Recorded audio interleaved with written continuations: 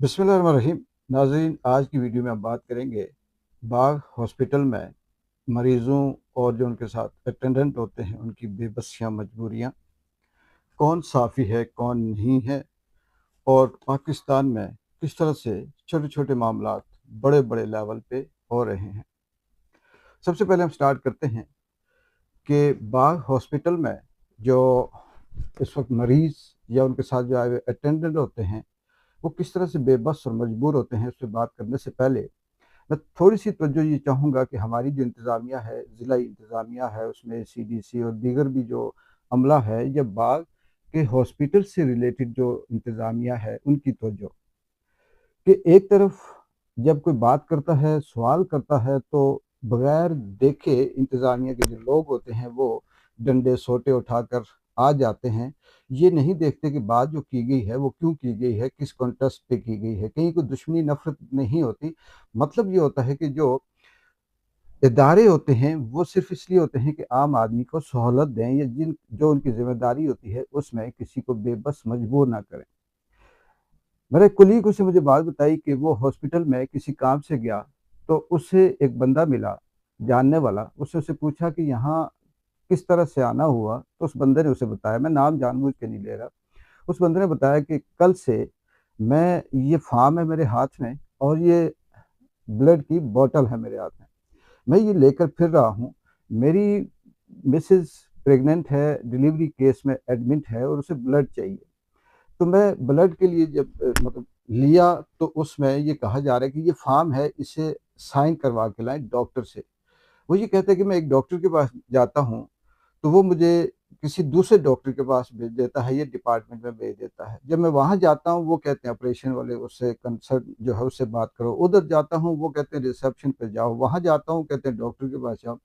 तो कहते हैं कि कल से अब तक ये फॉर्म साइन नहीं हुआ कि मैं वो जो थिएटर वाला है, ये जो इंचार्ज है, उसे देकर मैं इस काम को आसान करूँ। तो वो जो कुलीग था उसने कहा कि बस इतना काम था? उसने कहा हाँ जी। उसने कहा मुझे दे फॉर्म। वो फॉर्म लेकर डॉक्टर के पास गया और डॉक्टर से ये कहा कि इसे साइन करें।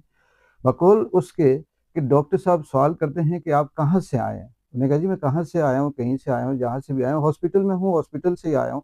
ये आपके सामने पेशेंट है और आप इस पे साइन करें।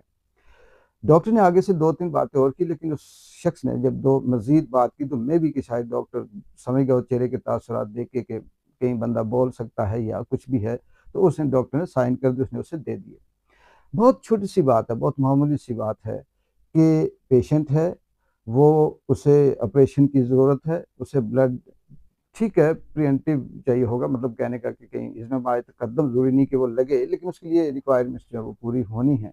और फॉर्म साइन होना, मैं ज़्यादा नहीं जानता, लेकिन ये भी रिक्वायरमेंट है। उसके लिए उसे इतना अ, यानी 12 घंटे कहें, 16 घंटे कहें, 18 घंटे कहें, उसने कहा जी कि मैं कल से इस मामले में हूँ और कोई साइन नहीं करके दे रहा है। छोटी-सी एग्ज़ाम्पल। इससे हटकर अगर हम देखें तो कोई भी हॉस्पिटल है, मैं सिर्फ बाग को टारगेट नहीं कर रहा, ये पूरे कश्मीर और पूरे पाकिस्तान का भी है, लेकिन चलें हम अपने बाग की इसलिए करें कि कम से कम कोई एक हॉस्पिटल तो ऐसा हो जो हमें सहूलत दे सकते हो।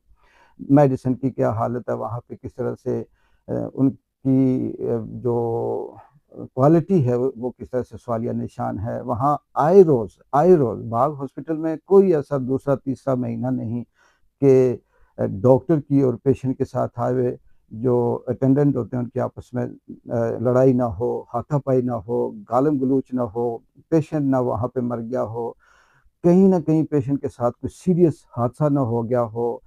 किस तरह से एक तमाशा बना हुआ है कि जी बाग हॉस्पिटल में सिर्फ़ यही है कि जाएँ और ट्रांसफ़र टू इस्लामाबाद या रेफ़र टू इस्लामाबाद का है। यहाँ पर किस किस हिसाब से मसाइल हैं, ये डॉक्टर भी जानते हैं, अटेंडेंट भी जानते हैं, इंतज़ामिया भी जानती है। लेकिन इसके बावजूद भी इस पे कोई बेहतर एफ़िशिएंट किस्म के कोई ऐसे इक़दामात नहीं किए जाते जिसमें ये कहा जाए कि हाँ जी, अब मरीज़ों की तरफ से कम हॉस्पिटल के लेवल पे तो तसल्ली बख्श काम हो रहा है।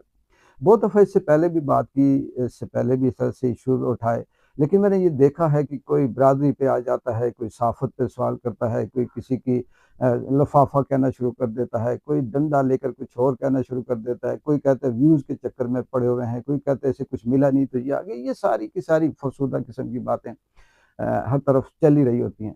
लेकिन मेरा मकसद सिर्फ़ डॉक्टर को और जो इंतज़ामिया है उसको और जो अमले को है उसकी तवज्जो सिर्फ इस तरह से छोटी-छोटी बातों में देना है कि किस तरह से पेशेंट वहाँ पे बेबस हैं। एक तो आजकल जो मोबाइल है इस पे डॉक्टर हों या अटेंडेंट हों या जो भी हों या उनके असिस्टेंट हों, वो सारे के सारे इसी पे लगे रहते हैं। लेकिन प्लीज़ इन चीज़ों को देखिएगा, ये सिर्फ वो नुक्ता है कि जो मैंने आपको हाइलाइट इसलिए किया कि आप इस पे तवज्जो दें। अगर किसी को बहुत ज़्यादा मसला हो, तकलीफ़ हो, तो मैं ये सबूत भी दे सकता हूँ, मैं उन बंदों को भी डॉक्टर के सामने पेश कर सकता हूँ कि ये ऐसे हैं, लेकिन ज़रूरत नहीं है क्योंकि ये चीज़ें आए रोज़ होती हैं।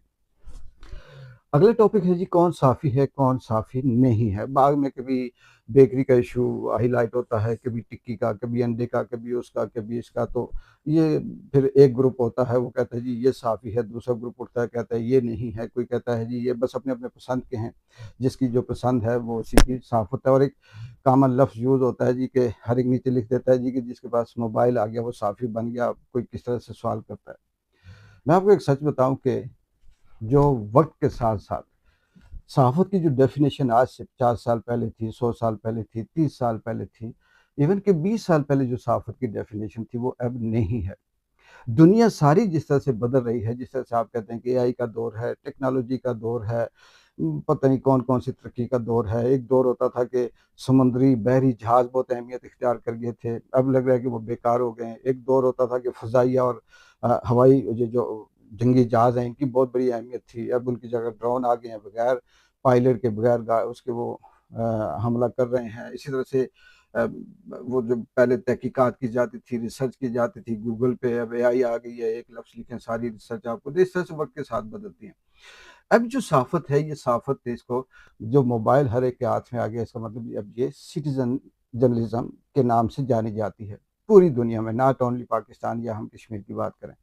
तो अब वो साफ़त उस तरह से नहीं है कि उसकी क्या डिग्री है, उसका क्या है। हाँ, एक बात ज़रूर है जो आप गौर से सुनिएगा कि साफ़ी होता क्या है? जिस तरह से मिस्त्री है ना, कि पत्थर तो सारे तोड़ सकते हैं, पत्थर सारे लगा भी सकते हैं, हर एक दीवार चढ़ा सकता है, लेकिन जो मिस्त्री दीवार चढ़ाता है, जो मिस्त्री पत्थर तोड़ता है, जो मिस्त्री के हाथ में फिनिशिंग होती है, वो आम आदमी के हाथ में नहीं होती। कोई भी काम जैसे आप ये कह लें कि कपड़े शायद सारे सी सकते हों, लेकिन जो दर्जी जिस तरह से सफाई करता है वो से सीता है, कोई नहीं सी सकता। यानी हर एक बंदे का अपना एक शोबा होता है, उसमें उसकी कुछ खूबियाँ होती हैं, कुछ स्पेशलिटीज़ होती हैं जिसमें वो काम कर रहा होता है। अब आज अगर हम बात करें, मैं उस पे आ रहा हूँ कि साफ़ी की असल क्या ज़िम्मेदारी क्या है, कि जिस तरह से पूरा जो खलीजी ममालिक हैं, जंग लगी हुई है, जंग के अंदर ईरान हो गया, इज़राइल हो गया, दुबई, सऊदी अरब, इस तरह से ममालिक, वहाँ से जो रिपोर्टिंग आ रही है, क्या वो साफ़ ही कर रहे हैं? नहीं। वो आम सिटीज़न है, उसने तस्वीर बनाई, उसने बम देखा, उसने मिसाइल देखा, उसने अपलोड कर दी, वहाँ से वेरीफ़ाई करने के बाद एक साफ़ी ने उसे उठाया, फिर उसको तरीके सलीके से फिर पेश किया कि रिपोर्ट बनाई। साफ़ी का काम ये है कि वो किसी भी रिपोर्ट को, किसी भी बात को, किसी भी चीज़ को एक सलीके के साथ वो बयान कर रहा होता है और उसका कॉन्टेक्स्ट जो है वो दे रहा होता है कि ये ऐसे है, ये ऐसे है, इसमें मेरा तज्ज़िया ये है, इसमें मेरा एनालिसिस ये है, इसमें ये गलत हो सकता है, ये सही हो सकता है, वो उसे बताता है। बाकी ये कहना जी कि बस साफ़ी वही है जो कहीं किसी प्रेस क्लब पे या किसी इदारे का मेंबर हो, वो होता है। लेकिन उससे कई अच्छे ज़्यादा मोबाइल वाले भी साफ़त करते हैं। लेकिन इस चक्कर में मेरा पसंदीदा, मेरा चाहने वाला वो है, मैं कहूँ जी मेरी नज़र में वो साफ़ी है, मेरी नज़र में वो साफ़ी है। सारे यहाँ साफ़ी भी सारे हैं, डॉक्टर भी सारे हैं, मिस्त्री भी सारे हैं, बदमाश भी सारे हैं, सियासतदान भी यहाँ सारे हैं। यहाँ सब कुछ चल रहा होता है। लेकिन कहने का मतलब कि साफ़ी सिर्फ़ खाली यही नहीं है कि जो आप कह सकते हैं कि बस जी ये नहीं, वो नहीं, तनकीद इसको थोड़ा वक़्त के साथ बदलें। जैसे उस्ताद है, मैं भी पढ़ा सकता हूँ, आप भी पढ़ा सकते हैं, जो सुनने वाले हैं वो भी पढ़ा सकते हैं। लेकिन जिस तरीके से उस्ताद पढ़ाता है, हर एक नहीं पढ़ा सकता। तो इसमीन की टीचर की एक अलग सी एक स्पेशलिटी है, साफ़त की भी, साफ़ी की भी एक अलग से स्पेशलिटी है। स्पेशलिटी यही है कि उसने कहाँ बोलना है, कहाँ करना है, कितनी रिपोर्ट देनी है, कितनी नहीं देनी और किसके साथ देनी है, क्या ज़िम्मेदारी, क्या नहीं। बाकी यहाँ पे क्या साफ़त है, क्या नहीं, ये मैं भी जानता हूँ, आप भी बहुत अच्छी तरह से जानते हैं। इसमें हम क्या बात करेंगे। बात फिर वही है कि फिर जो लफ्ज़ों के तोपें हैं वो आ जाएँगी, लेकिन हमें उसकी ज़रूरत नहीं है। मैं सिर्फ़ ये बात जानता हूँ कि जो मेरे अंदर टैलेंट है वो मेरे अंदर है। वो कोई छीन नहीं सकता, आपकी तनकीद से उसमें फ़र्क नहीं पड़ेगा, लेकिन मैं बताना ये चाहता हूँ। अगला टॉपिक है जी पाकिस्तान, जो हमारा मजबूरी से, बेबसी से ऐसा मुल्क है कि जिसके नक्शे कदम पे हम चलते हैं, जिसकी लेगेसी पे हम चलते हैं, जिसके कानून सारा कुछ हमारे ऊपर होता है और हम भी अपने आप को पाकिस्तानी कभी कहलवाते हैं, कभी नहीं, और बस बहुत कुछ है, इसको छोड़ें। लेकिन कहने का मतलब कि वो भी आज भी छोटी-छोटी बातों पे इस तरह से उलझा हुआ है, जैसे हमारे बाग के अंदर जिसे कहते हैं कि साफ़ी उलझे हुए होते हैं। यानी कि पाकिस्तान की रियासत की बात कर रहा हूँ, ना छोटे-मोटे लोगों की बात, रियासत की बात कर रहा हूँ, एस्टेब्लिशमेंट या हुकूमत या ब्यूरोक्रेसी की बात कर रहा हूँ कि जो आज भी इमरान खान को उसकी ईद के कपड़े नहीं पहुँचाने देते, ईद पे उनके वुरसा से, उनकी बहनों से, उनके वकला से मुलाकात नहीं करने देते। आज भी उनके ऊपर पाबंदियाँ हैं, आज भी पाकिस्तान में आम आदमी को धमकियाँ दी जाती हैं, आज भी सवाल करना जुर्म है।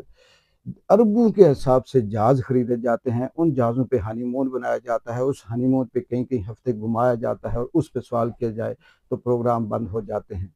और फिर खलबली मच जाती है, ये सवाल क्यों किया, वो सवाल क्यों किया, ये हमारी मर्ज़ी है, वो हमारी मर्ज़ी आपकी है। पाकिस्तान में जो एलीट क्लास है उसी की मर्ज़ी है, वो चाहे अंडे दे या बच्चे दे। अब तो वो जो शेर वाला है कि शेर अंडे दे या बच्चे दे, वो पीछे रह गया। अब नॉन लीग एस्टेब्लिशमेंट पाकिस्तान में बादशाह है, वो चाहे अंडे दे या बच्चे दे, सब जायज़ है। लेकिन बात सिर्फ यही है कि हम यहाँ छोटे-छोटे मामलात पे भी बाद दफ़ा डिस्कस करते हैं, लेकिन पाकिस्तान के अंदर एक इस तरह से वो अजीब-सा कोई गुंजल सा बना हुआ है, एक अजीब गोरख धंधा बना हुआ है, जो बात समझ ही नहीं आती। अ, हर एक बैठ के बस अपनी मर्ज़ी से बातें कर रहे हैं। हमारे जो फार्म 47 की जितनी रजीम है, उस रजीम की मर्ज़ी के जो नीचे सेट किए हुए जो लोग हैं, उनकी अंदर विज़न देखें तो ज़ीरो लगता है, बात देखें तो ज़ीरो लगती है, सोच देखें तो ज़ीरो लगती है। इस हद तक वो लोग लो लेवल पे आए होते हैं कि जो इमरान खान के बच्चों को वीज़ा तक नहीं दे रहे पाकिस्तान के अंदर आने के लिए। जो मतलब इमरान खान की इसलिए बात कर रहा हूँ कि बाकी फिर बाकी क्या किस बात की मूली हैं। यहाँ पर किस तरह से उठाया जाता है, लोग रिसर्च करने आते हैं, उनको दहशतगर्द करके तो सब कुछ कर दिया जाता है। एक तो हमारे ऊपर मुसीबत ये बन गई कि प्रोसवेनिया आ गया, भारत है, और जो कुछ आया भारत पे लगाकर, उसका एजेंट बनाकर, उसकी हमायती बनाकर, उसका वो करके, तो जो मर्ज़ी सज़ा दे दो। तो अल्लाह ताला रहम करे। इस पे मैं सिर्फ़ यही आपकी नॉलेज में लाना चाहता हूँ कि उस लेवल पे जो हमारा उस्ताद है, ये जो जिसके नक्शे कदम पे हमारी पूरी की पूरी हमारी रजीम भी चलती है, उसके अंदर अगर छोटी-छोटी बातों पे ज़िद, दुश्मनी, बुग़्ज़, नफ़रत अगर की जाती है, तो हमारे यहाँ तो ख़ैर हम अभी पैदा ही नहीं हुए। देखते हैं कि क्या इसका रिस्पॉन्स आता है। आपका अगर कोई सवाल हो तो ज़रूर इस पे करिएगा। बाकी जो इंटरनेशनल लेवल पे ईरान के ऊपर जो ज़ुल्म हो रहा है, किस तरह से ईरान को सारे मिलकर अभी कोई टाँगों से मार रहा है, कोई सर से, कोई धड़ से, कोई कुछ, और मुसलमान खामोश है। यहाँ पर भी एक बहुत बड़ी चाल है। इस पे इंशाअल्लाह अगली वीडियो में बात करेंगे। इजाज़त दें। अल्लाह हाफ़िज़।